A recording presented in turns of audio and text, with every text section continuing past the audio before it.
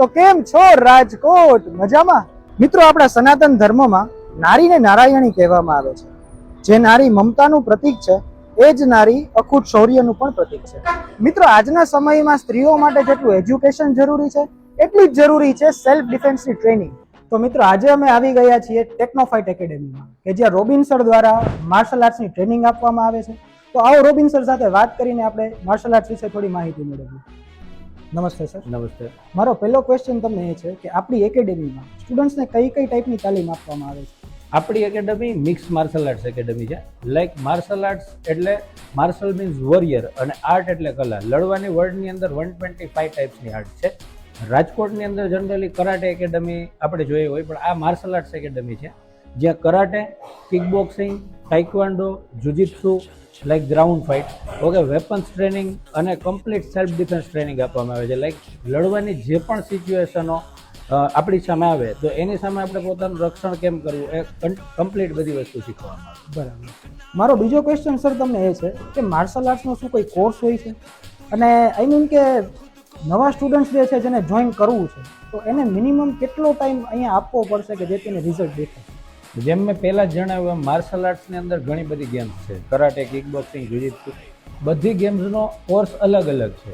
Like karate છે તો કરાટેમાં બાળકને વ્હાઇટ બેલ્ટથી બ્લેક બેલ્ટ સુધી પહોંચવામાં 3 વર્ષ ને 6 મહિનાનો ટાઈમ લાગતો હોય, પરંતુ અહીંયા પેરેન્ટ્સને કેવું છે કે જનરલી 3 મહિના કે 6 મહિનામાં બાળકને ફાઇટર બનાવી દેવું છે.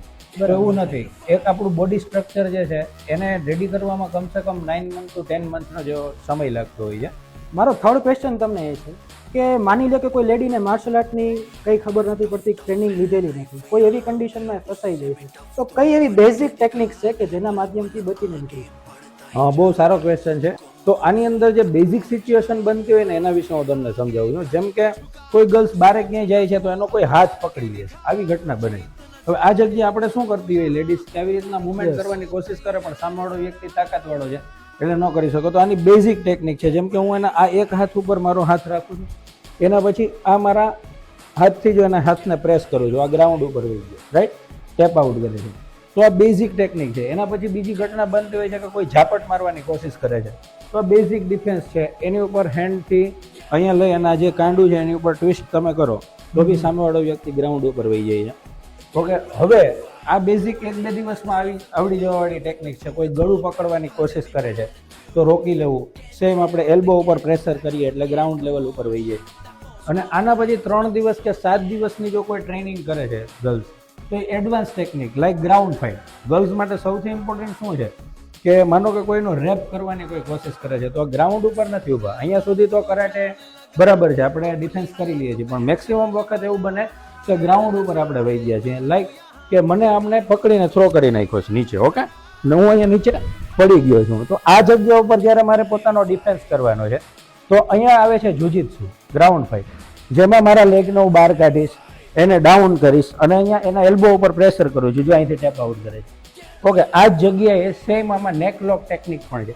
જેમ કે હું ઊભો થયો તો એનું ગળું મારા હાથમાં આવી ગયું, તો નેક લોક કેવી રીતના કરવો. તો આ બધી સેલ્ફ ડિફેન્સ ટેકનિક છે જે રોજિંદા જીવનમાં આપણે ગર્લ્સને સેલ્ફ ડિફેન્સમાં શીખવાડી શકીએ. મારો નેક્સ્ટ ક્વેશ્ચન એ છે, આપણે હેન્ડ ટુ હેન્ડ તો ફાઇટ જોઈએ, પણ ઘણીવાર સિચ્યુએશન એવી થઈ જાય છે કે ભાઈ ઘણા બધા લોકો હોય, તો તમે એના માટે કોઈ ગર્લ્સને વેપન ટ્રેનિંગ આપો છો? યસ, 100%. આપણે ત્યાં આપણે બેઝિક 4 વેપન્સની ટ્રેનિંગ કરાવીએ છીએ, જે જનરલી જેપનીઝ વેપન્સ છે અને આને કહેવામાં આવે છે કોબુડો.